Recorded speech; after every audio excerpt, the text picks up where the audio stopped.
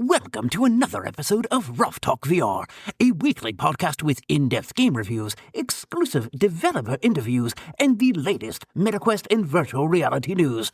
We join our hosts, the father-son team of D. Scruffles and Stratus today, as they spend another episode breaking down and discussing the world of virtual reality. Hey, welcome to this episode of Ruff Talk VR, coming at you with our first in-studio episode. First in studio. I was going to say since the Ruffathon. We had some episodes go out last week, but it was all interviews that happened during the Ruffathon. You're talking a whole difference of a day. In fact, even the news last week was recorded during the Ruffathon. So this is our first day back in studio since then, and feels good to be back. That was a lot of fun. Mm-hmm. I think we both had the same impression. Like, I could do that, I think, weekly. Yeah, I thought of it yesterday. I'm like, gosh, shit, I feel fine. That's the dream one day, is to iron out, sponsors and advertisers that play during the show and do almost like a full TV show of Ruff Talk VR. It would be nice. That's the dream. That's the goal. So who knows? Maybe when Meta one day fixes their store and developers are actually making money again, maybe that'll be achievable. In the meantime, we'll continue with what we're doing here. People just trying to survive at the moment. I'm just fighting for my life, man. So, yeah. We're back with you with another edition of VR News. We do have some thoughts to kick off the show of a game called Little Critters. And we were originally going to do some early impressions of Forefront as well on this episode, but we decided let's push that to its own dedicated little mini episode on Wednesday. Mm-hmm. So if you've been curious about Forefront, we'll have early impressions going out on Wednesday. But there is another game that came out last week that, I had some fun with it. It's called Little Critters. It's made by developers Purple Yonder, which is the same studio that did Little Cities. Little Critters, Little Cities, you can definitely see the similarities there. But Little Critters is a mixed reality tower defense game with some pretty goofy little objects in there as well. They have like a giant fist that punches, some shooting objects. It was a good time. What do you think of Little Critters? I so far I'm having fun. It's cute. Mm-hmm. That's the cool side, right? The gameplay's fun. The game loop's fun. I like all the tower defense games. I like all the new contraptions I'm getting to mess these little dudes up as they come, and they come out from like numerous. If you're familiar with tower defense, it's like spot on for. It starts off super easy, like one line where they come out of. Yeah, and then you look at your ceiling and shit. Like, dude, they're coming from four spots. Coming down my stairs, dude. It's cool because they're coming from under my couch. But I lie about my play space area. So don't do that. Oh, not when you draw your Guardian, when you mapped your room. Yeah. So I fibbed. So they're coming from like outside your room and stuff. Yeah, they're coming from behind walls and shit. And it's like it kind of sucks in that purpose because I can't go put objects. I can't even walk to some of the areas, so I had to redo some areas.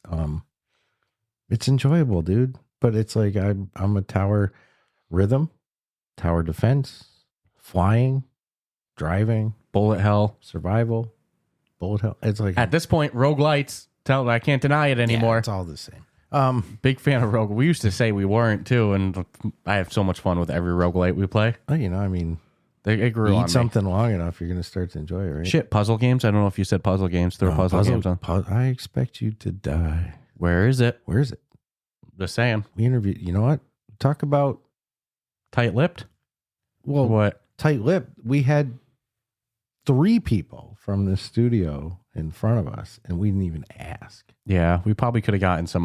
I think I made one joke. Yeah, but nothing. Shame on us. No, I feel good about it. Yeah, I was proud of us. Time and place, right? So I was like, oh man, maybe they'll be at PAX East again someday. Speaking of time and place, that'd be such a great game PAX to show off there. But Little Critters, I love it. I love tower defense games. I love the cuteness of it. It's something you said off air though, and I do agree.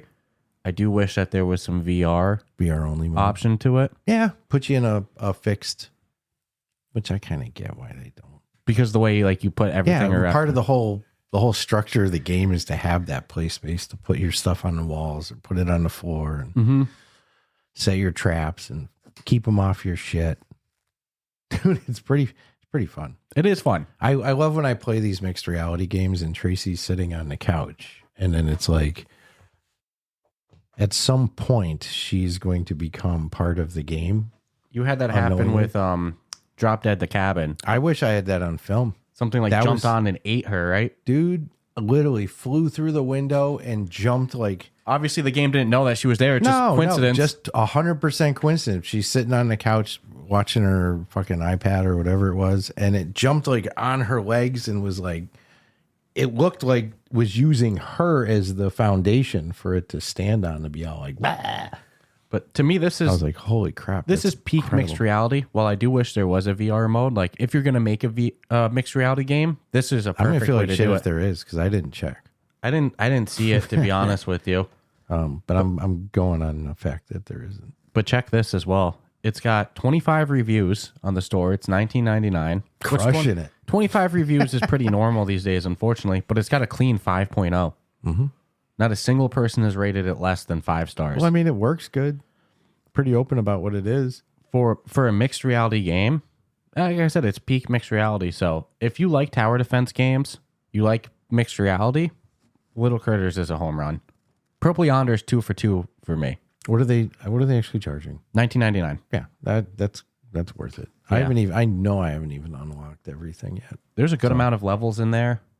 Yeah, I'm saying it gets hard, man. There's a reason we're not doing a full dedicated review to this. This is just some quick early impressions. You know, we still have more to play with it. But again, sucker for tower defense games. If you like mixed reality games, and if you're skeptical of mixed reality, actually, this is probably a good one to... Like, it's not a tech demo. It's not just a mini game. Well, it is a full-fledged game. Tower defense. Yeah. And it's pretty cool seeing the stuff come across your room. And I was having a lot of fun seeing what the next thing we unlock is as well, too. That's where... They did a great job with fun. But it's like it is for any game that has unlockables or new weapons and shit. It's like, yeah, I want to see. But they're using more of a, put a smile on your face. It's definitely kind of contraptions. Definitely family friendly as well. Yeah. Like you could throw a young kid in there and stuff. I didn't see a little critter be all like, hey, fuck you. Yeah. But honestly, as an adult, like I had a lot of fun with. I love these style games though. So if you're a tower defense fan, you like mixed reality, Little Critters, home run. And then I know that there's another game. It wasn't actually on our list, but I know you've been dying to talk about it. I play it a lot now. Yeah. The Dawn of Jets. And it still kills me that it came out like... Look at that review freaking count. 4.7. Yeah. But with in 400 fairness... 400 reviews, dude. In fairness, they did come out... I don't know. I guess the store, December 13th. That was an open store by then. Yeah. I don't think it was as bad as it's been in 2025. No, so that's mind-blowing. Yeah. Would be crazy is to see like this developer and Ultra Wings developer get together on a collab for because those are the two that have probably the best flying mechanics I've had. Yeah, but what is Dawn of Jets for anyone that hasn't? Oh man, you're flying jets, but you're flying like you're in like an old school trainer jet when you first start, like U.S. Air Force, and it tells you every jet that you can unlock, and you cannot start with every jet. I'll tell you that right now. It's just not. You got to earn that shit. So you got the trainer jet, and then they teach you, this is how you're going to start it. This is how you're going to fly. This is how you're going to land. This is how you're going to shoot. Pretty realistic, or I mean, obviously to their capabilities. I'd say for everything they sit you in, and what I really like is every single. I guess I love and hate it, but every jet you go through a series of training shit, and the more jets you unlock, the more training missions and stuff are there. So the incentive is really there to not just fart around. There is a multiplayer mode coming soon too, which is going to be game changer for this shit. You can play their multiplayer now too by joining their Discord. Yeah, it's in beta, right? Mm-hmm. So you just join the release channel by joining their which means Discord it's accounts. coming soon, man. But I'll tell you, dude, all the switches are there in your cockpit. And again, these aren't modern jets. I think there are a few that you can unlock. Like deep into it? Yeah. But they just don't have like simple toggle switches. Like just flick the switch on. It's like, no, you got to hold your on switch for 4 seconds for the jet engine to even fire up. You can close your canopy. There's the switch for that. Reach over, grab your flaps, pull your flaps down for takeoff or landing. Your fucking landing gear lever right there, and you pull it. It's been a great, dude. I love sitting on the runway. I'm like, oh yeah. And then, they give you a little checklist, a little flying, which is standard.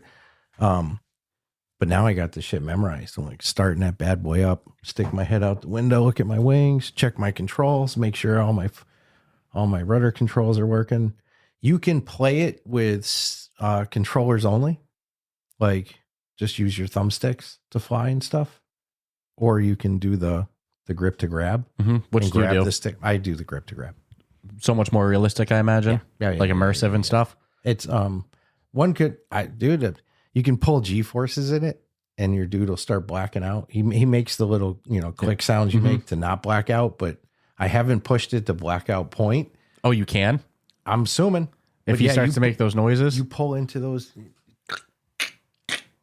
and then your screen starts I forget going the name black. that they call that. Yeah, it's there's something. even if you take a little test flight up in one of those, they teach you how to do it. Plus they have compression suits now and stuff too, but I love the videos just when they see how far guys can take it before they pass out. yeah.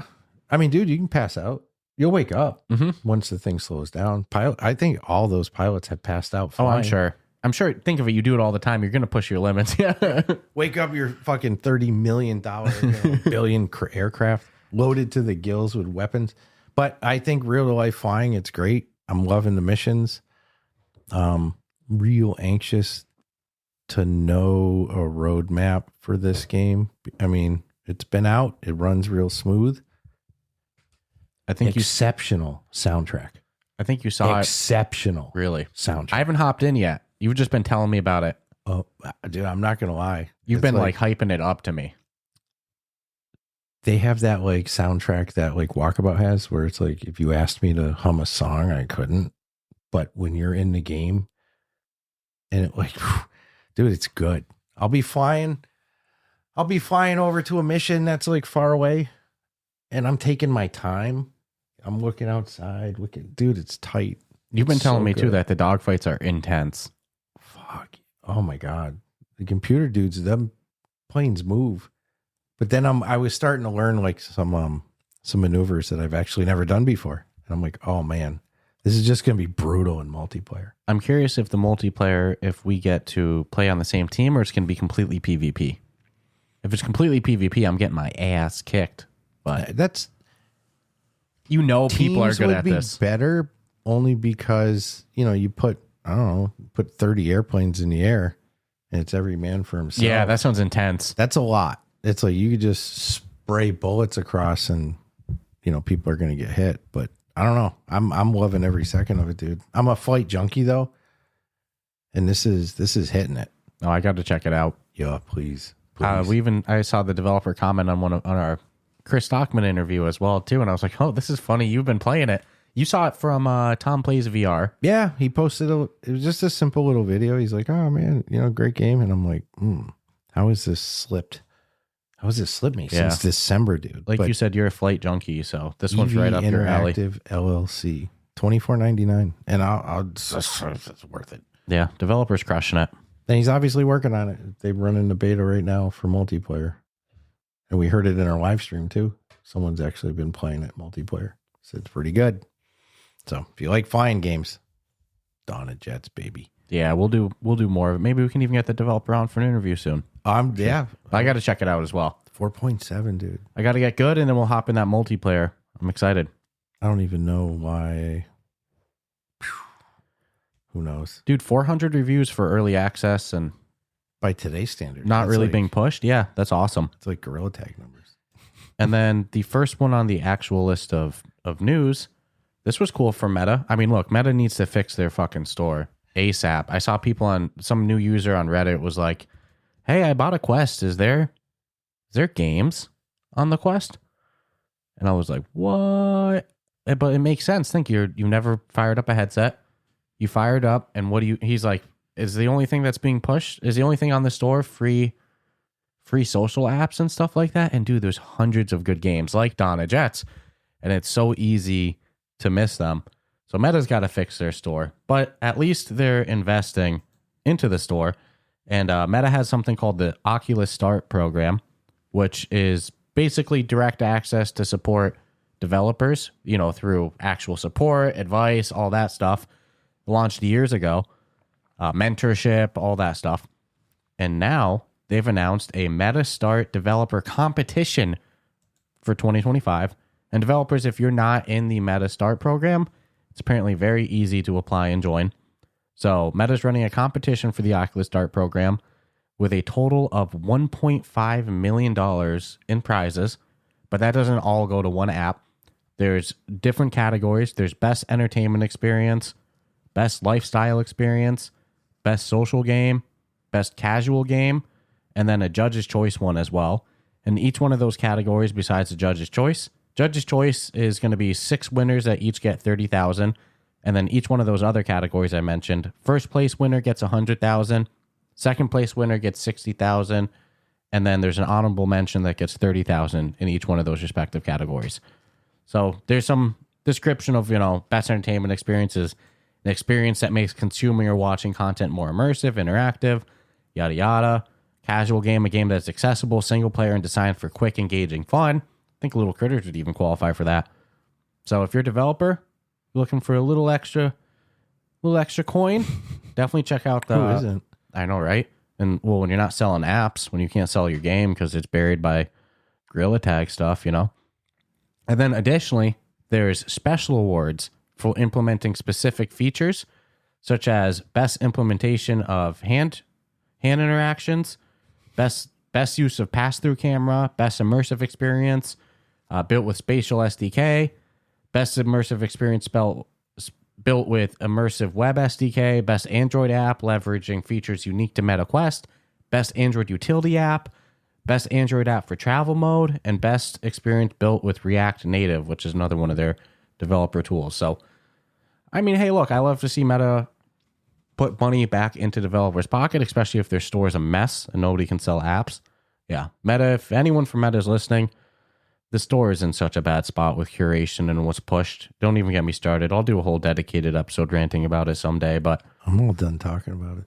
I'm not. I'm over it. I ain't never going to stop. Yeah, it's just a broken record, though. It doesn't. They're on their track. I know that, but some of the voices that have bitched about it are a lot more stronger and louder than mine. And it's like, it's just going to get you blocked. I mean, I don't care about that. Just being honest. Let them block me for saying the truth. Even less people are going to. No, it's odd. I'm just like, I keep trying to think, like, what more can you do? I mean, you got a platform, you say it, other people say it, developers say it. At least people at the studio know it. I'm on version 83 for PTC, and I was telling you, like, they were actually pushing me games inside the headset. I was like shocked. Pretty crazy. Not free games. I was being pushed paid games. I was like, okay. I mean, dude, they owe it to the developers, if no one else. It's not, to me, they owe it to the developer even more than the consumer. Yeah, leave it nothing more than people on Reddit going, are there even games on the MetaQuest? Like, that is what new users are experiencing. Does this thing even have games? I would argue if you spent the money for a headset, you had something in mind. Mm-hmm. You weren't just, I'll just randomly pick this up. Like, are you that clear of thought? I only knew one game. Yeah, but you knew a game. A game. I knew Beat Saber. I knew Beat Saber existed, right? All the other games when I bought a headset were new to me, so I knew Beat Saber and Thrill the Fight. It doesn't surprise me, but it's unfortunate. But cool to see this competition. Hopefully we get some good apps created and some good winners out there. I'd love to see Sony start pushing commercials for VR games. Like do a marketing campaign. You can't let Sony win just off of you doing bad. That's what's happening. Push it from Black Friday to Christmas Eve. Mm-hmm. And just every time you turn on your streaming, because streaming's, put it all over YouTube. At this point, all the fun you can have. Sony's got a curated store. Meta doesn't. Works. You can make money on the PlayStation. So, I'd say a couple of years ago it was the opposite. It was a little harder. But at the same time, depending on what you put on there, you might have made money anyways because people are like scratching at the teeth. But like a Ghost of Tabor, I'm sure they made money on the PlayStation. I watched PlayStation fans fucking light up last week. So they're happy. And it's cool. I'm trying to think of the last time I can recall a serious PlayStation VR showcase. There was one last week. Well, no, I'm saying before that. That's the one I'm talking about. Gee.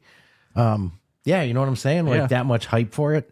I believe there have been, but I don't believe the hype. I don't think that there's ever been an exclusive PlayStation showcase. That was something that I was struggling to think of it. And here's okay. if I had to think of it, and I can't think of it. Yeah, and it ain't happening often. Whereas this one, I'll be like, okay, that was legit. Meta should do their gaming showcase again. Actually, no, let us dominate that space. But frick up, what are you doing? Let Jamie and company have their. Oh, well, that's on our news list for later. But we have our showcase. Pretty proud of my work with that, and we did a PlayStation VR 2 day in collaboration with Without Parole. If Meta wants to get involved, they should let us and Jamie use their production studio to do the showcase. Oh my god, it would crush it. Not live streaming it from there though. Yeah, pound salt, jinxed. But my work did a PlayStation VR 2 day Without Parole. It got a good reception because PlayStation VR 2 fans are just hungry for stuff. That's what I was saying. There's over 1,000 people in the live stream for it. Some good announcements, which we'll talk about later on the show. So, yeah, man, we're talking Black Friday. Might be when we pull the trigger on the PlayStation move. Yeah. So if don't forget 10% off any gamer app on the MetaQuest store, and we get a little kickback. We can use some MetaQuest. Need you to buy the Quest.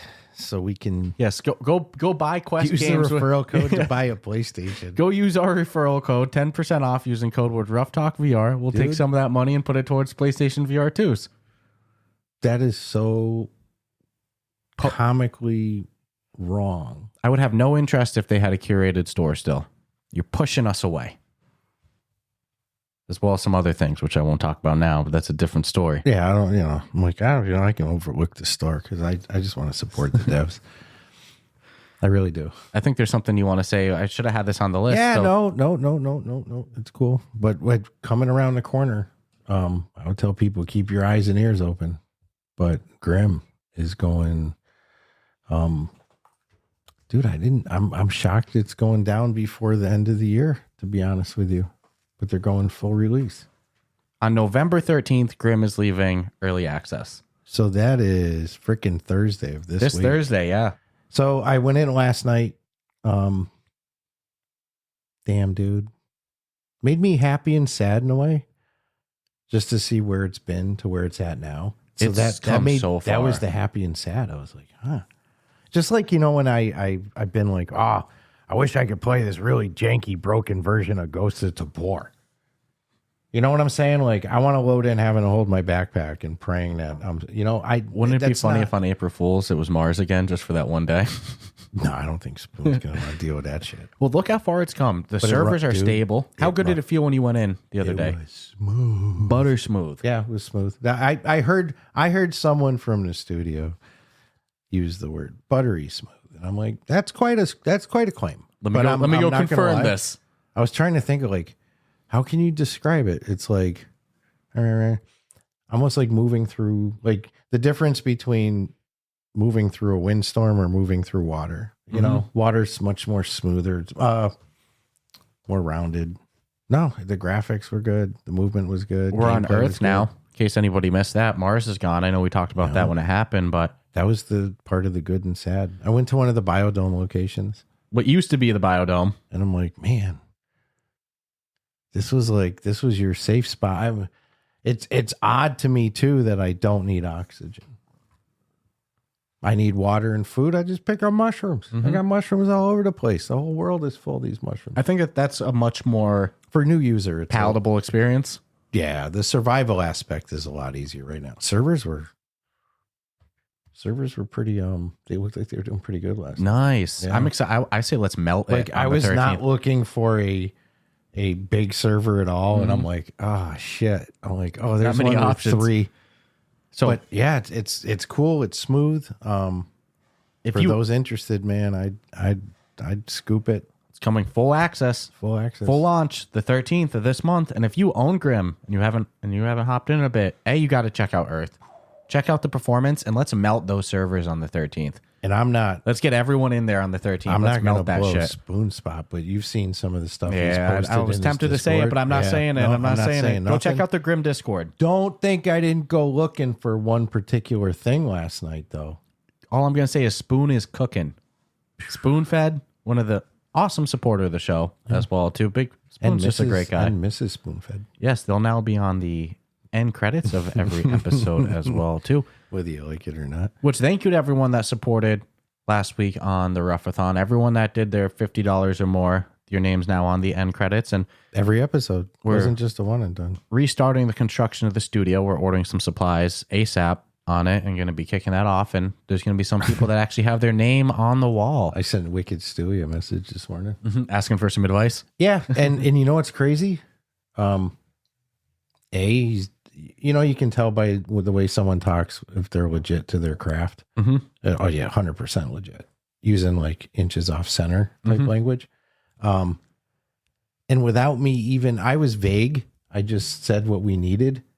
And he actually said what the two measurements probably would be. And it was accurate? And it was 100% accurate. And then basically told me the options that we already knew, but it confirmed me these are our two best options to go with. Easier option. There's actually 3. Easier option, easy, medium, and slightly hard. And then they're like, yeah, this one, it's just more of a pain. But so yeah, I'm like, and said anything else we need, just let me. So yeah, spot on. Yeah, that'll be cool to take a picture of when people's names are on there. It's not a huge list of names on there, but maybe we'll do that same thing again. Tattoo it on your back? No. But hey, let us know in the comments if you're on YouTube and stuff, or if you're on Spotify, you can let us know in the comments. There's comments on Spotify. Let us know if you want to see another Ruffathon next year.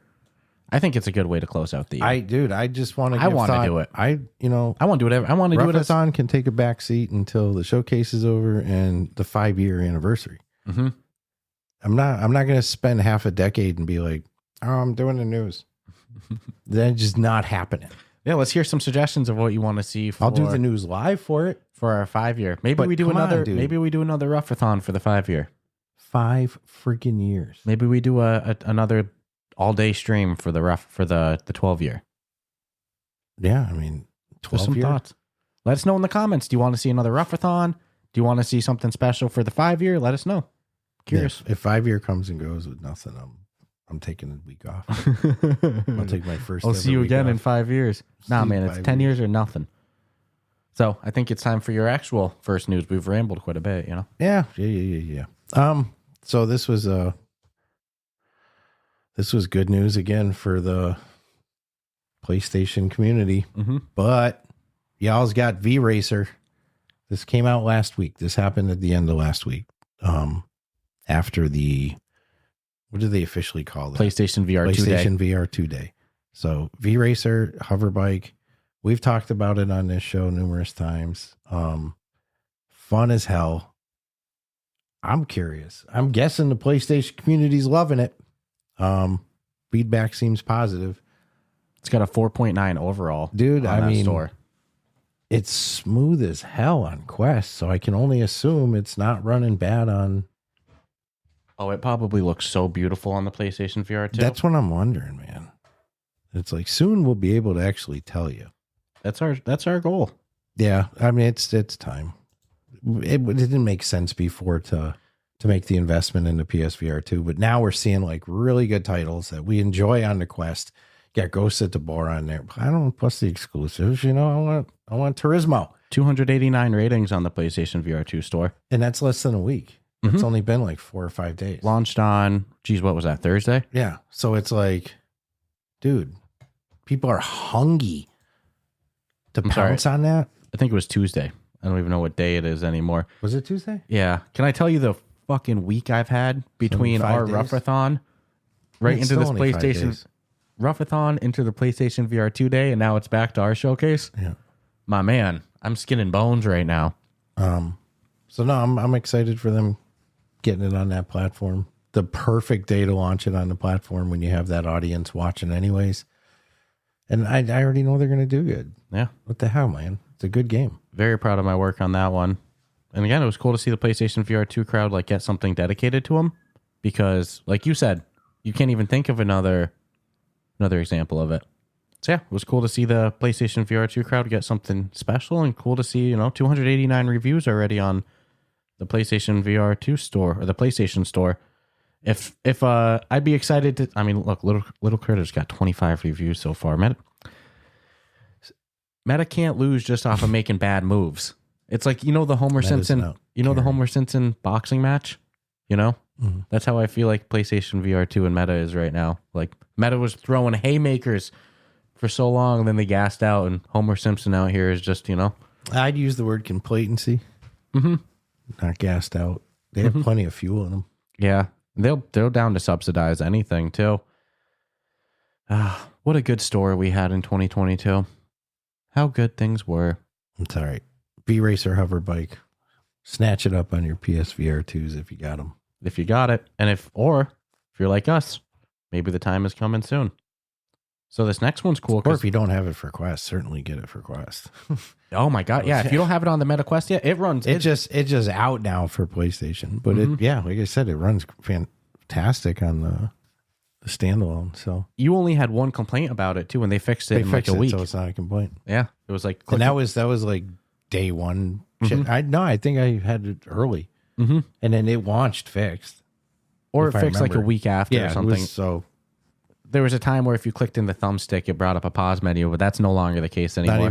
Not even in my head. Because you know how you play racing games, you're getting into hard, it. Yeah. You're like, dude, I'm getting way too into this to get pause menus like that. The day they came out with pressing in thumbsticks doing shit, depending on the game, it's not really a good thing. Yeah, I love that combat mode in it too, picking up all the power ups and shooting at people. Hell yeah. So Vracer Hoverbike, if you haven't played it yet, like you said, even on the Quest, go check it out. And this next one, I'm so hyped for. This is one of the games that got the podcast started. Demeo. They're launching their spin-off version. Terrible. This is way too long of a name. I hate that. It should just be called Demeo Battlemarked, but Demeo and Dungeons and Dragons Battlemarked, they're launching later this month, and it's going to launch with 2 campaigns. They've already shown off their first campaign, Embers of Chaos, and now they've announced what the second campaign in the game is that's going to be at launch, called Crown of Frost. There's going to be a Demeo crossover experience with Dungeons and Dragons, specifically in the Forgotten Realms universe. Of course, Dungeons and Dragons has a lot of different campaigns and universes, you could say. Forgotten Realms is the most common one in video games. That's the one you see in Baldur's Gate, Neverwinter Nights, and Icewind Dale. A lot of games have utilized the Forgotten Realms universe, and it's cool to see a Demeo version in there. I am so pumped for this. Haven't played it yet, but Resolution's saying both campaigns will likely offer, quote-unquote, a combined 12 plus hours of playtime at launch. And just like the original Demeo, there's going to be more campaigns released in the future via DLC. In fact, they're even teasing a campaign called Mushroom Hollow as well. So Demeo and Dungeons & Dragons Battlemark is going to launch for $29.99 on November 20th on PCVR, PlayStation VR 2, MetaQuest, PC, and PlayStation 5. Damn. I hope they fucking crush it with this one. Well, they already have. They already have, dude. They got the name D&D in there. Yeah. So they're going to sell. There's no way. And they're hitting it hard. I have 100% faith. It's going to be fun as hell. I'm just curious how much of a crossover between Demeo and Dungeons and Dragons. So we're getting like a merge, I'm thinking. Some sort of medium in between. Like it's not going to be 100% Demeo, but it's not going to be 100% Dungeons and Dragons. Yeah. You know, but it's going to, I think it'll like, I don't know, D&D fans are hard, dude. That's a hardcore group. Yeah. They came out a year ago and said, look, no Dungeon Master. So they were smart to do. Yeah, that was, what was the first thing we said? Like, oh, are you going to be able to be a Dungeon Master? That, someone's going to come eventually. Standalone's the place to do it, dude. With even if it's board setup, animated board, you're sitting around a board, like Demeo style. But do a true, like, Dungeons and Dragons shit. You could spend a whole day getting that fucking map ready for your friends. Dude, I'm excited for this. Could never end in a day. Come on, man. November's a loaded month. I predict a strong out of the gate for this. Because we have Forefront, we have Deadpool, and we have Demeo coming just this month alone. My guy, we're well fed. We are well fed right now. About Deadpool. Meta's just got to push the games. I haven't seen Meta do like one social post about Deadpool. It's like, does it even exist? Yeah. I'm sure. I mean, we don't have it, but And we know it's there because we posted videos of it. Yeah, I know. You'd think though, From may or may not have. remember how hard they were that. pushing Batman? Yeah, that's a different. And like I haven't seen them talk about Deadpool once. I mean, this would be a tough one to bundle. I don't think they're going to at this point. Well, yeah, it's not very. I thought originally they would, but they're not even posting on social media about it. Dude, I don't know what's going on. Maybe they shit can their marketing department. No, it shows you how little they care about games when they're not. Dude, I'm sorry. When you're drowning in Ray-Ban billions, it's hard to like swim through that to see your measly hundreds of millions from the headset. It's just, hey, I don't know, dude. It's weird because it could be so much more, right? Mm-hmm. I guess that's what we're screaming and yelling. But in the world of, we'll give you a little, if you give us a little, Quest Plus or Quest Horizon Plus monthly games For now, it's called. Yeah, Oculus Quest Plus. No, I won't fuck with them. If it was Oculus Quest Plus, I'd be happy. Mm-hmm. I wouldn't even complain about another name change. No, we're just gonna call it QHP. Zuck Plus. Zuck Plus. But no, for November, if you have opted in, where you bought a new headset and you're taking advantage of the Quest. It's just gross. Quest Horizon Plus free games that you can get with monthly subscription, which honestly, from day one, I was like, they got me because I have subscriptions to everything. I can't say no. But this month you're getting Moss Book 2, which one of the most highest rated games on the store, has won more accolades and awards than it'd be like, you could probably spend a whole episode just talking about the awards it's won. And you're also getting U-Boat. Now, I will say U-Boat doesn't have the dominance that Moss 2 has. No. Right? By any stretch of the imagination. But dude, the list of games that you have on Quest Plus right now is sickening. They have I Expect You to Die 3 on there. Yeah. Not even 1. They have I Expect You to Die 3. It's not. I mean, it's a stacked. It reminds me of how the store was like 5 years ago. But it's disturbing how many good ones. Maestro's on there, dude. Come on. Townsman VR. So good. Yeah, I want to know. Walkabout Mini Golf. That one I don't understand that. How do you make your money, man? Well, dude, Walkabout Mini Golf is the perfect game to be on there because of the DLCs. You only get the base game on there. Crazy good. And they're pulling through. I know. Look at how many hours of content. Demeo, Deism. No, it's not hours of content, days. Yeah. Days. Asgard's Wrath 2 is on there. Angry Birds. That was one of the first games I bought, I think. Asgard's Wrath 2 is a 60-hour game. Drop Dead the Cabin. Be cool to figure out Dungeons the playtime. of Eternity. I mean, some of them are endless, though, when you look at it. Ghosts of Dungeon Tabor. Eternity, Tabor. My guy. Maestro. Goodness. Oh my goodness. Medieval Dynasty. Like literally some of our favorite games are on here. This is Tetris Effect. These are good freaking games. There's heavy hitters on here. But now to add to that list, Moss 2 and U-Boat, the Silent Wolf. U-Boat being you're in a submarine, by the way. In case you're wondering, whose boat? U-Boat. U-Boat. Your boat. Your Should boat. they rename it to Your Boat? My boat? Your boat. All boat. World War II submarine boat. In typical meta fashion, too, they launched an indie catalog, which is only available to some people. Not everyone has access yet. They love to A/B test. Sometimes they like to A, B, C, D, E, F, G test. But on their indie catalog that they're beta testing, you got games like Aspire 1, The Pirate Queen, Rogue Ascent, Rogue Pinatas. Dude. Is that game abandoned now? That was the perfect game to do DLC for. They didn't even try to do a DLC. Did they abandon it?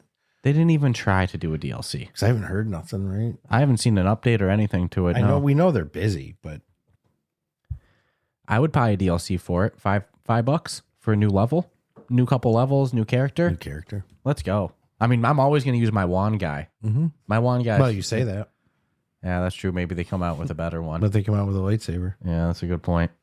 Don't even get me.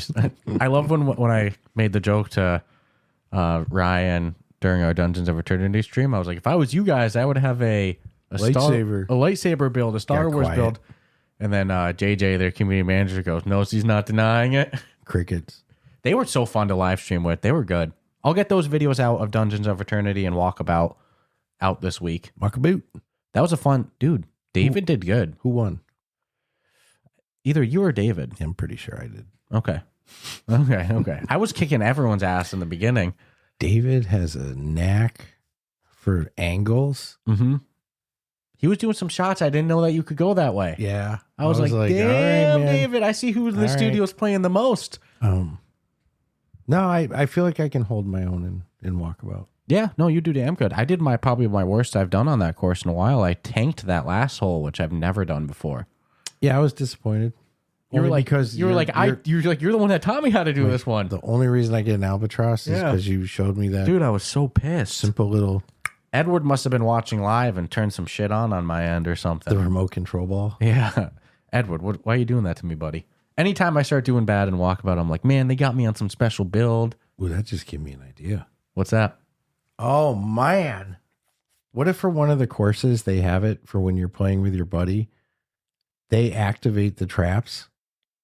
Like, you know how they'll have like wind blowing in some courses, or, you know, for turn your ball into an ice cube. What if they give you the ability, you stand there with your hand on the button and you're waiting to fuck with your friend when he putts? That's kind of like, remember Fruit Golf? We played it a bit. One person's big and the other person's down there golfing. The big person messes with the little person. That's a fun game too. Reminds me too of when people do the water rides and people pay the money to squirt them with the squirt guns. Kind of on what you were saying too. You could do a co-op course that one person needs to do something, then the next person needs to make it in the hole. Right. So one of you needs to get up the hill and activate the switch. I'd really love to see? A Walkabout I Expect You to Die collab. Made to be. Oh my God, dude. Certain things you'd have to do in order for the hole to even freaking be there. The Fox Hunt refers to you as agent. Like, come on. Man. Throw a couple penguins in there. Love spending me Walkabout money. Mm-hmm. And we would bankrupt Walkabout on ideas alone. Mm-hmm. So, jokes aside, as always, huge shout out to our Patreon supporters, the people on our on-air shout out tier. And you can join that esteemed list at any time by going to our Patreon and joining the on-air shout out tier. We have huge thank you to Asim, Amelia, Carson, Espar Mike, Jake, Crispy, Shoes, Tom, Chris, and Danae. Thank you all for your continued support week after week. Again, thank you to everyone that donated and supported during the Ruffathon. And don't forget, we have an amazing community of podcast listeners and VR users, the Ruff Talk VR Discord, which you can also find the link for in our show notes. At the same spot you can find the Patreon. And also, I joked about it earlier, but it is true. 10% off any game, app, or hardware. Unless on sale. Somebody told me that I they know, but the majority cannot. I know that from trying our code on a game on still sale. worth trying just in case, you know? Oh, no, I was... But you get 10% off any game, app, or hardware, including headsets. If you get it through the Quest Store by using code word RuffTalkVR, all one word, you save 10%. What about Ray-Ban? Most of the Ray-Bans, just not the display glasses. Not the new ones. So if you even want a pair of Ray-Bans, you know, and you get 10% Actually, off. good. That's when you're buying heavy hitting items, 10% off it's much better. Mm-hmm. I won't lie. Think of that. 10% off to you, and we get a little back too for us to go to buy PlayStation VR 2s. Oh my goodness. Buy that Quest product so we can please support Meta so we can go PlayStation. I'll always be a standalone boy the most. Well, as long as they're in the game. Yeah, I think there's a couple titles on the PlayStation I want, like a Gran Turismo. I know that one's your number one. First. No Man's Sky. Number 2. I already got No Man's Sky in my library, so I have No Man's on Xbox. I have it on Steam. I will have it on PlayStation.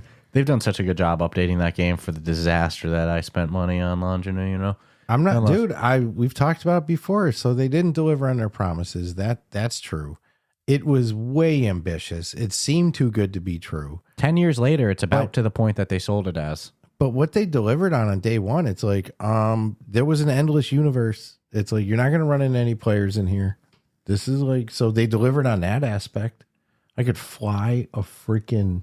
Yeah, there's a lot of things that they said that weren't in there, too. I understand that. There's a reason they went into hiding and people tried to have them murdered. I remember the developer had an interview, and bless him. People that harassed him, that's not fair. You can't do that to developers. But there was one point he was like, when I was hyping it up to media, I thought that they would be experienced enough to know what was just hype and what was real. Like, bro, No, you say dude, it. It was written. You say it. People are gonna report on it. But brother. I wasn't one of those, I'm never playing this game, I want my money back. It's like, no, I was like, dude, you gave a lot at the go. Yeah, not nearly enough. But They should have just said, if they said what was actually going to be in there, like it would have been impressive enough. it wouldn't have flown back then, though. You couldn't get away with that shit back then. What do you had mean? to deliver. No, Nowadays, you can piecemeal projects out to the goal. No, I'm saying if they had just only advertised what was actually going to be in the game, it still would have had a lot of hype. Not as much, though. Well, you know, Endless universe. But I mean, shit, I think in the amount of planets I've named, they're out there. it's a good game, man. And like now there's Always a actually little multiplayer and stuff like that. So huge props to them. And yeah, don't forget, discount code Rough Talk VR. If you're a developer, you're a studio, don't forget, we have the Rough Talk VR Gaming Showcase on December 13th. Still accepting a couple more applications. We have away. sponsorships open, a couple more spots available. So visit the link in our show notes. You can find a Google form there as well, and that's how you can fill it out to participate and be in touch soon. So back to the news on these last couple. It's funny how it goes. I figured this was actually going to be like a really quick episode because there's not too much, and here we are, about 45 minutes into things. It's what we do. We're good at talking. That's why we started this thing. But this next one, made by developer Grant Hickinson via his studio, I can't pronounce that, Parietal Lab. They're announced that they're launching a new game called Constellations Touch the Stars, which allows you to do a connect the dots experience for all 88 of the constellations recognized by the International Astronomical Union. That's a lot. Yeah, so you get to trace each constellation until the pattern's complete, and then you unlock and move on to the next level. It's going to have hand tracking support as well too. So the sky gets positioned based off your user's location to determine which constellations you see. And then there's also going to be fully immersive environments in there as well. And they said that there are going to be further updates after launch, including a mixed reality stargazing mode that sees the stars overlaid over their real positions. Pretty cool stuff. It's going to be launching on the MetaQuest 3 and 3S sometime in the first half of December, but they call it pre-early access builds, not even early access, pre-early access. We're getting way too builds. loose. We call that alpha. It's launching you can access the pre-early access build by joining their official Discord server as well too. Nice.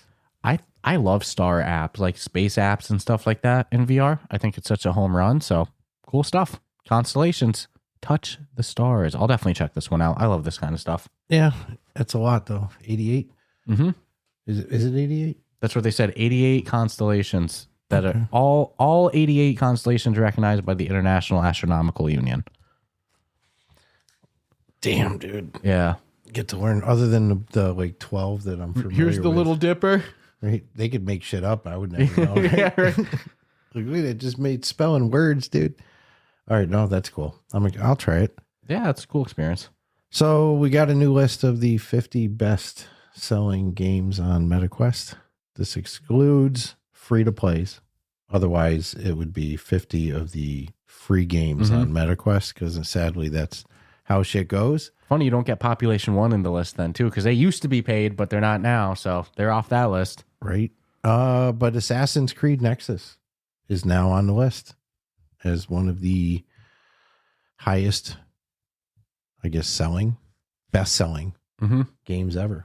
Wow. So, on MetaQuest. Wow. Not Surprised it took that long for them to hit the top 50. They don't seem to update this thing like rigorously. Yeah, but I would have thought it would have been out there the first time they came out with the list. But that means that new users are, when they're looking for games. They did backdoor Pop 1 because it excludes free-to-play games unless, you already know where I'm going, they were initially launched as paid titles, such as Okay. Population 1. Okay, so Population 1 is in there. They have to throw their own game in there. So I won't read the list of full games. Population 1 is ranked 17. Assassin's Creed comes in at 50. So it wasn't on the list in April, though. So that is a move up. But your top 10 real quick, no surprise, Beat Saber, Job Simulator, number 2. Jesus, Super Hot VR. These are all like the must-owns too, right? Blade and Sorcery, Thrill of the Fight, your jam. The first one. Yep. Virtual Desktop. It'll be a while before that second one takes that ever. Virtual Desktop. Interesting. I'm not. If you're a PCVR user, it just it's a shows must you. own. It shows you the power as it's coming in just at the 50%. Dude, mark, that's pretty a much. lot of. Among Us. That makes sense. Vader Immortal, episode 1. That's such a good experience for new users. If you're a new user, I still recommend it. Onward and Bone Lab. Wow. Yep. Golf Plus 16. Wow. Oh, look, Elven Table Tennis at 18. Drunken Bar Fight, that's fun. Walkabout 20. Dude, I Am Cat is 21. We know it's 11 as well, too. That's an old school show. Yeah. I'm picking on ourselves. 29, Ghost of Tabor. Interesting stuff going on here. Gorn, Waltz of the Wizard. Wow. The Thrill of the Fight 2 is number 27. Dude, Wander. No, that's Wander. Sorry. Yeah, that's like our Google Maps type experience. Yep. I was like, there's no way, right? There's some interesting. It's definitely worth checking out the list. I Expect You to Die 1. Warplanes. Mm-hmm. World War I fighters, baby. Did I see, was Walkabout on that list or no? I don't think so. Yeah, Walkabout was 20. Was 20? Okay. Followed by I Am Cat. Okay. Well, they just got I Am Monkey out as well, too. Somebody told me that they were letting their kid play it, but they might stop letting their kid play it because he's young and he's like, I didn't realize that. He's like, you can get an AK-47 and stuff in the game. And I Am Monkey. I'm like, oh, it sounds all cute. Monkey out there rage killing. You get an AK-47. At what point did you realize this? And your kid's all fucking, yeah. I was like, no way. Holy shit, dude. I would not have thought it because it's all marketed kid style, too. That shit made me laugh. I was like, a fucking AK-47 and I Am Monkey. I love how sensitive we'd always have to be to kids in Pop 1. We'd always give them the benefit of the doubt. Oh. Remember when we got smart? We were like, box them in, dude. And if you were a bad kid in Population 1, we put you in a box. Yep. Which you could break yourself out of, yeah, but if they didn't know how to play the game. If they were dead, though. Yeah. You can lure them in there like, yo, over here, they were done. You have to quit now. Come on, guys, this isn't funny. It's like, yeah, it's not funny to be swearing for 3 minutes in my ear, is it? We only did that when we were kids. We'd be like, hey, look, don't go out Leroy Jenkins style yet, like stick behind, and then they go out there. We played with some kids who were like, no, they were good. Who were admittingly not wanting to be troublemakers, followed directions, and we got remember, we played with a kid his first time ever, and we got the win. Mm-hmm. You know how good that must have felt? I'm not against kids in general. I'm against bad behavior, and that applies to adults too. Oh my God, yeah. Oh, and I remember one parent yelling at the kid. Yeah. The hell are you saying? I remember one parent, I don't know if it's the same one you were thinking of, they were scolding their kid for being that's a bad team. One. Yeah. In fact, I don't even get upset anymore. When we were playing Forefront, I heard some kids' voices in there, and I was like, I'm not even mad at it. I'm glad that they're playing a premium game and not Gorilla Tag. We came around the corner in a tank, and the two kids on the ATV were flying in the air, hit the tank head on, and right as it hit, he goes, "Oh no, a tank!" And boom! I was dying laughing. It was such a little kid voice too. Yeah, man. But at least they're playing that and not Gorilla Tag, Yep. Oh yeah, no, they're out there killing. Too funny, having harmless fun. And again, Forefront early impressions coming on Wednesday, so stay tuned for that. So that was funny stuff there. So this next one, it's a relaunch of a game that soft launched earlier this year called Realize Music Sing. Comes from a studio called, go figure, Realize Music, which is co-founded by Mike Wilson, who comes from Devolver Digital. Mike Wilson's got a Wikipedia page, that says enough. Do I have a Wikipedia page? Well, no, yeah, Good. It's coming back out on November 13th. And they're saying it has a catalog of over 1 million licensed tracks, which would be one of the biggest, if not the biggest, in music library history. What's different from the original launch is you're no longer going to need a subscription to jump through, since you can just preview tracks for free. Though there is still a subscription model for unlimited catalog access. Songs are also now purchasable individually. And then they're saying that there promises improvements to song discovery access and word-by-word lyrics. There's going to be 2 new gameplay modes added as well. That includes a song hero mode that sees in that mode you compete for high scores across leaderboards, which I'm a sucker for leaderboard. And then there's Singadelic mode is a non-scoring option. So that one's more free form and just allows you to just kind of mess around in. So they say that they are aiming to create a safe, judgment-free space to sing. But I'm more of a leaderboard guy, you know? I can't sing. It sucks. Mm-hmm. So, I mean, I'm going to try it. The fact that they've given me other options to still have fun. I just can't believe that music category. I'd be curious how they pull off I'm assuming there's going to be a lot of like pay to actually play the song other than a preview. We'll have to see. Because there's no way someone shelled out $1 million up front. We'll know for 1 million licenses, right? We'll know on November 13th. That's for sure. Whew, that is. I mean, there's only one other singing game that I know of that's like can remotely compete with this. What was it called? Songbird. There we go. Tracy crushed it, dude. I put the headset in front of her face. They were on our showcase as well. Didn't even tell her that I could read the lyrics in the headset. You can sit down and so I know shit with 1 million. That means there's country songs on there. Mm-hmm. I start playing Garth Brooks on the headset or Toby Keith show. So you can be like, "Give me that thing." She'll be like, "Whoa, didn't you get me a headset a while ago? Just in case you could put that on my headset for me." That's funny. Yeah, no, it's one of the few games I think that she'd enjoy. Mm-hmm.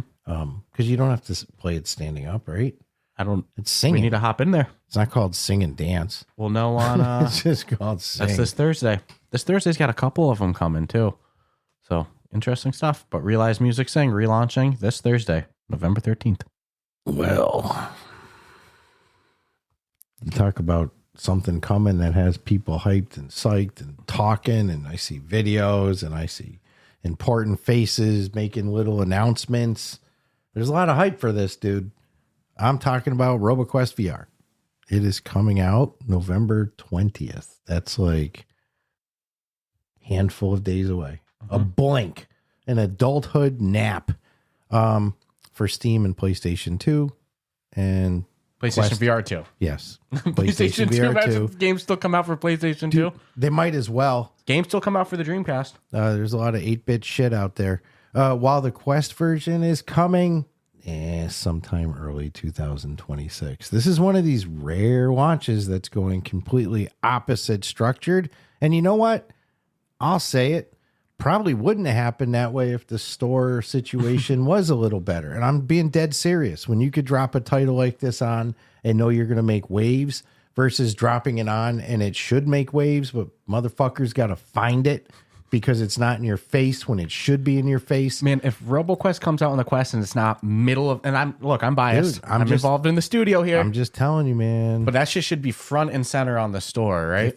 This is the red flags you need to start seeing on meta side to be like, hey, why is this happening? Why are we not first? Right? You need that voice to be like, what happened here? Now, maybe structurally, maybe development wise, there's a reason for this. But if I were to speculate, we might start seeing more of this, where Quest gets the Pico launch date. Don't say that. Not the Pico treatment. And you start seeing Steam in place. Dude, I mean, no bullshit. You need to make your money, right? You need to know where to put the funds into, what resources are going to pull. You put a good, solid game on that PlayStation storefront now, you're going to make good money. Then you can put it on the one people have to have heard from your friends who from have TikTok. PS5s or TikTok videos in between your news. I still say Meta should just curate again and kick all those apps to App Lab. This is a red flag.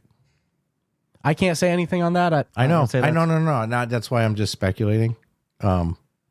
I like my speculation, even if it's not true. Mm-hmm. But the reality is, if I was another studio and I didn't know, I don't have that relationship with other studios, I might look at that and be like, oh, maybe that's the route we should do. Yeah, these ones because look at who's doing it. These ones are always funny to cover because, like, I can't tell you my work stuff. Yeah. But we're sitting next to each other as well, too. So it's always funny. That's why I always let you grab these ones. Yeah. There's some other things that's not on the list of news this week as well that's worth mentioning from the PlayStation VR 2 day. That Rager's coming to PlayStation VR 2. And then that one's probably going to look beautiful on PlayStation VR 2. An Audio Trip came out on, or is coming out on PlayStation VR 2. I would encourage people to go watch the replay of the showcase on YouTube. Good little. I wasn't able to see it live, which kind of sucked because I wanted to, but I was able to pop in on a rewatch. 30 minutes, about 30 minutes. Yeah, the runtime was good. And even some of that, there was sections that, if you need to go to the bathroom, you're not going to necessarily miss out, which we, similarly, there's areas one could stretch their leggies. So, man, it's showcase season because we had PlayStation VR 2-day last week. Before the holidays, dude. We have our Rough Talk VR gaming showcase on December 13th. Yeah. And now, dude, exactly 1 month before ours, this kind of happened similarly with our last showcase too in Jamie's, and it wasn't intentional. It's just funny. It seems to be the way it goes. This week on November 13th at 9 a.m. Pacific time, there's going to be the next edition of the VR game showcase hosted by Jamie and Xena. Upload VR is funny. In their article, they go, not to be confused with our biannual showcases. That's funny. You can confuse it. It's cool. Just watch it. There's going to be a showcase from them. They go for I don't want to use the word quality over quantity, but there's not usually like 100 games shown in theirs. It's usually a smaller number with more attention focused on each one. They say they're going to feature five brand new reveals from games, quote unquote, from veteran VR studios and traditional teams, offering a mix of new IP and familiar franchises. They've said that they're going to have trailers for Star Trek Infection, Deadly Delivery, who had a great beta during the Steam Next Fest, Siberia VR, Glassbreakers Moss of Champions of Moss, and more. And then they also said there's going to be updates shown for Among Us 3D and Bootstrap Island. But they also did say that there's going to be a pre-show featuring new projects from indie developers in mixed reality games. That's not part of the full show, just a little pre-show. So the VR Game Showcase launches on YouTube on November 13th at 9 a.m. Pacific time. And I don't want to rank who does the best showcases. I'm obviously going to, we do the Rough Talk VR gaming showcase. We always put ours number one, right? But I think Jamie and Xena are top tier. Like, absolutely, they're as good as it gets with theirs. You know what helps too is like meeting them in person and seeing how like genuine of a human being it is. You almost wish they were scumbags and like, oh man, they treated me like shit. Yeah, then we could go head to head with them. Nah, they're great. They are like, and they do such a great show. Dude, they care about the industry. You can see it in their product. Again, they're good human beings. They've got good heads on their shoulders. They're compassionate. We love them as people. We love what they do. We watch their showcase. It's we a damn good people showcase to watch their showcase. Yeah. There's like no competition with me and them, or you and them, or them and us. There seems to be a nice, and the space more than accommodates showcases even being a month apart from each other. It's never really been an issue. No, never. I like it. Yeah, I like it. I think it's perfect. Yep. I just wish I had Jamie's accent. Yeah. Then my life would be complete. Dude, I'd move to England for 3 or 4 years. Just to get that accent? Not just a tint. I feel like it's palatable Just for a YouTube hint. videos and stuff, right? And like narration. It's like documentary style. Just feels better, even when you're getting in trouble. It's like, if I'm getting in trouble, but the person sounds really eloquent. Yeah, I'm not really upset. Like Gordon about it. Ramsay yelling at you doesn't sound as mean as if And he was, drops like the C-bombs and stuff, dude. I mean, he goes deep, but it's, it just hits different than like some angry New Yorker, just, ugh, I don't, fuck. He'd probably be a good voiceover for a game narrator. Like Gordon Ramsay? No, I meant Jamie. As a single player game. Yeah. Good people. I'm excited for it. Yeah. So November 13th, 9 a.m. Pacific time. Same thing with Miles. Miles got the good accent. I've got Henry got the good accent. Can we just relocate to UK for a couple years? Just a couple years, dude. I'm thinking we can get a visa if someone will employ us. BBC maybe. Anyways, I'm digressing. UnLoop is Reloop? No, UnLoop. UnLoop, the reloop. Is this like tying shoes and untying shoes? Your buddy ties them, you got to untie them quicker. That'd actually be kind of funny. It's coming to PCVR this week. Let me get you an exact date. I misunderstood. November 13th is hot, dude. Maybe too hot. Big We got coincidence. Grim. Grim's coming out. We got the showcase coming out. It is coming out on. We got Realize Music. And we got UnLoop. Well, we'll definitely have to give our impression of the Quest version of UnLoop, and I'm sad at ourselves that we haven't. Maybe next week. Yeah, it's got real positive. I'm like sad inside, to be honest with you. It's got real positive reviews on the MetaQuest store. It's not super expensive. I think I think November 13th, Steam users are gonna have fun. This is a genre game we have talked about ever since playing like We Are One. These time loop, help yourself. So much more fun playing than I'd ever would have thought. And yeah, we'll do some talking about this one in the next week or two to give it the proper love. I feel a little sad that we did not. It's like just came out in September on the Quest. Yeah, I'll take responsibility. You know, it's $24.99. Currently hitting a 4.5. Here's where it's sad though, dude. And we know for a fact it's a good game. 34 reviews. Don't 34. I already said my piece today. I know. It's so easy to go back to it though, because I mean, come on, a game like this. All the fingers always point back to it, and it's just a shame because it's demoralizing to a way. Mm-hmm. You know what I'm saying? You spend a couple of years. Think of it, when you started developing a game 2 years ago, the Quest store was in a great spot. I do like the developer name, Superposition Null, and published by CM Games. CM Games, the same studio that CM Games they made Into the Radius 1 and 2. Yep. There's another good one, you know? Yeah. So I'm excited. We'll hop in this one this week. Yeah. And so I apologize to them. Sorry, personally. CM Games. We'll do some coverage of it next week for sure. Just so much. Mm-hmm. I hate when that shit happens. Oh my God, yeah. Or you've stumbled on like an old email and you're like, dude, and you'll send to me, I'm like, oh no. And it just seems like you're ghosting someone, like, nah, I'm not even talking to you. And that is not who we are. Well, there's been a convention we've gone to before that after signing up for their creator stuff, I'm not going to name names. Oh my God, the amount of flat screen press releases we get, because it's definitely like a sold list. Did you see they kind of mentioned that in their... No. So you'll see when you read over the thing, it'll mention like doing the at whatever, because you're going to get a fuck ton of emails. So they do give you kind of that workaround nowadays. Fix. Yeah. Just blew up my emails though. Get so many. You know what? I'm to the point now where I'm going to start jacking some flat screen games. I admittingly did once, but I told the person, I'm like, yo, we're a VR podcast. Probably not going to talk about it, but I love where you're going. And he's like, yeah, here you go if you talk about it. And I'm like, nah, dude, but you're sending me the email with zero research. Sometimes the key's already in there too. You're like, what the hell, man? Or when people act like they know you. Yeah. Like, yo, we met at the convention. We met at GDC last week. There's a couple. I get it though. You're trying to hook. There's a couple press companies that never have sent one VR thing, only ever send flat screen, so I never respond to it. Sometimes their emails will start with, "Thank you for all the coverage you do for our games." Yes, they personalize it. They have my name. Mm-hmm.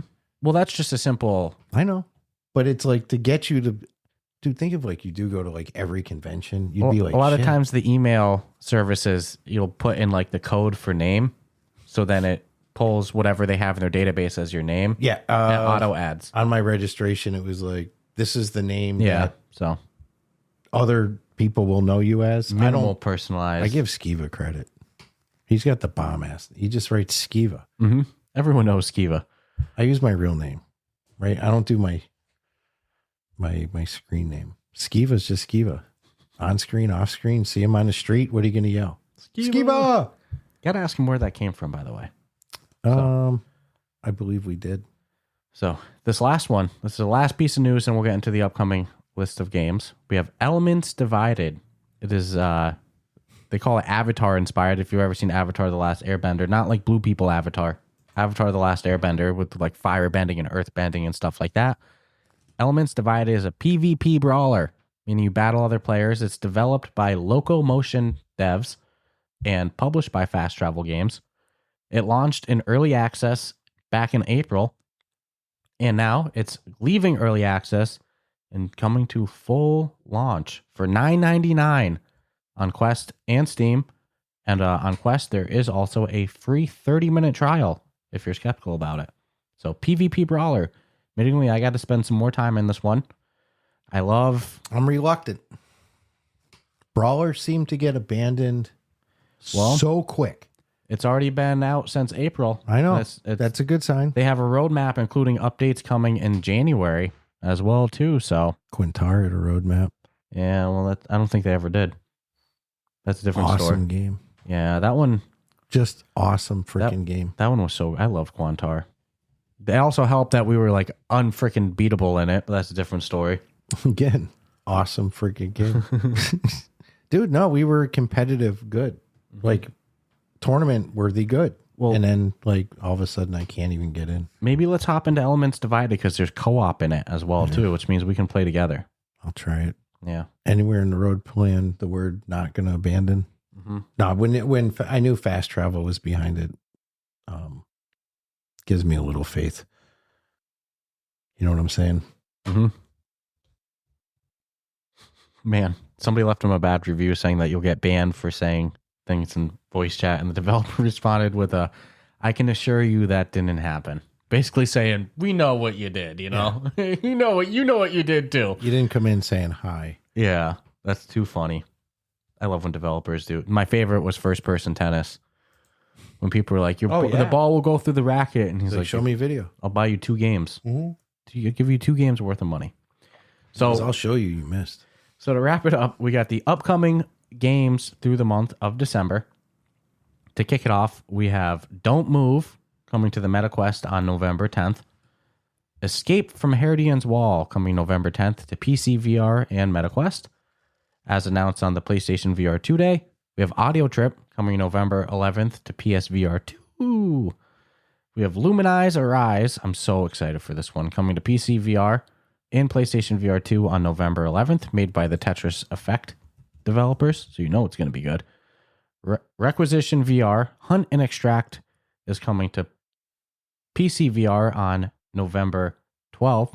I think that's the same version that's on the Quest is now coming to PC VR. Build Brawlers. Haven't heard anything about that one. That sounds fun. Coming November 13th to MetaQuest. Sounds like you build and knock down. Build Brawlers. I think it's pretty... I can use my imagination there. We have Glassbreakers Champions of Moss coming November 13th to AVP, Apple Vision Pro, PC VR, and MetaQuest. We have Golf 5 Playoff Edition coming November 13th to PC VR, Pico, and MetaQuest. Grim coming out of Early Access on November 13th to PC VR and MetaQuest. Hotel Infinity coming November 13th to PSVR 2 and MetaQuest. Siberia VR coming November 13th to MetaQuest 3.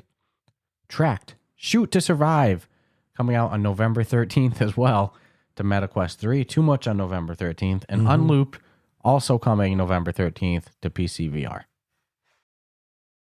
That's a lot on November 13th, dog. And we have Gaming Awards. Yeah.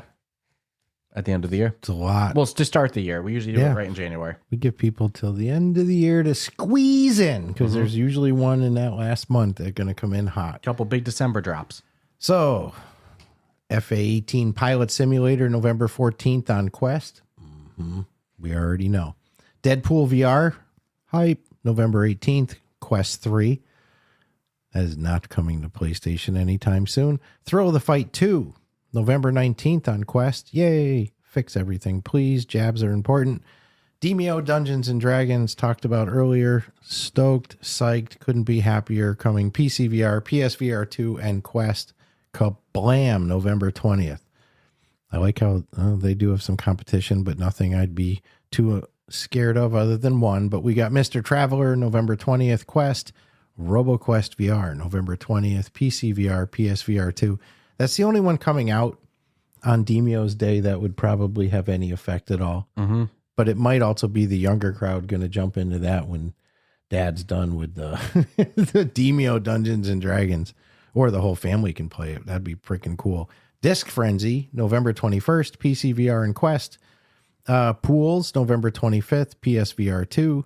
Shadowgate VR, The Mines of Mythrock, November 25th on PSVR 2. We have seen that list of PSVR 2 games just grow. The Amygdala Protocol coming November 29th on Quest. Centipede VR, November 25th on Quest. Sinscape. It's funny how similar they look next to each other. Sinscape VR, November 2025 on Quest. Flight Unlimited. What is with all these flight games? November 2025 on Quest. Iron Guard Salvation. Awesome game. November 2025 PCVR. Little Critters. We enjoy it so far. So can you. November 2025 Quest. Made of Skur VR, November. This is a stacked month, I think that Little Critters one is actually outdated because it did come out already. Yeah, I was like, yeah. They must just not have updated the list. Sometimes we steal this list from Upload VR, you know? Sometimes. Occasionally. Every week. Yeah, shit. Little Critters out now, November 2025 Quest. Made of Skur VR, November 2025 PCVR, PSVR 2, and Quest. Salmon Man. That sounds fun. Wubba wubba. Taste my fish. Salmon or Salmon Man? We'll say Salmon Man. November. Salmon Man coming November 2025. PCVR and Quest. Zero Caliber Remastered coming November 2025 on PSVR 2. And we should mention it has been awesome reading the articles on Upload from VR from Don, who is now... He's departed. He is departing and doing something else. We don't know what he's going to go to, but I'm sure it'll be awesome. I'm kind of sad. I'm sad we never got to meet him. Yeah, you always enjoyed Don's articles whenever he did. Yeah, I liked his writing style. Yeah. So hopefully Don goes to something. I'll miss your writing style, Don. Hopefully he's still in the industry because we're big fans of Don. Yeah, that's what I'm hoping to hear. Like, hey, he's doing this. Sweet. So fun stuff this episode, and stay tuned for Wednesday. For a little micro episode, probably going to only be, 20, 30 minutes. I say that, watch it be an hour. But a little micro episode, just talking some early impressions on Forefront. Our episode dropping this Wednesday, but Forefront's available in early access. Won't be a big one. Right now. So check it out. Check out our Patreon. Stay tuned for our gaming showcase. Definitely watch Jamie and Zena's VR game showcase, November 13th, 9 a.m. PT. Check out our Patreon, our Discord, all that fun stuff, and we will check you out later this week. Ciao, ciao.